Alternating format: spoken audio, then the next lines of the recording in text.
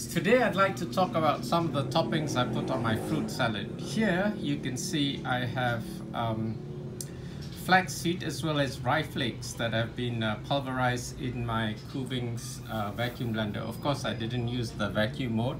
So these are rye flakes that have been pulverized. So they've turned to not exactly fine, but a coarse powder. So I just sprinkle these on top of my fruit salad. And here I have flax seeds, which I have also ground in my Kuvings vacuum blender. And according to Michael Greger of nutritionalfacts.org, the nutritional value of golden flax seeds or brown flax seeds are the same, so it doesn't matter.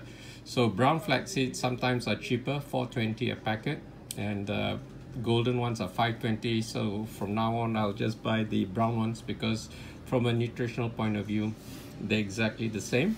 It's just the color and price difference that's different.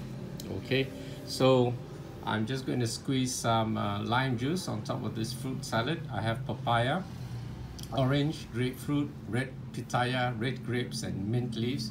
And then I'm going to enjoy it for my dessert today after lunch.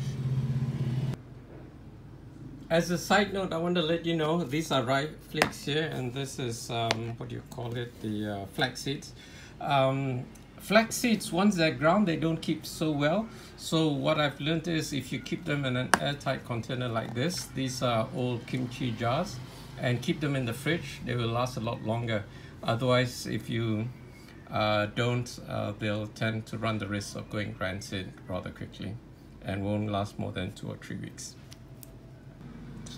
Just given these this fruit salad a good stir, so I'm now going to have it for my dessert for lunch today.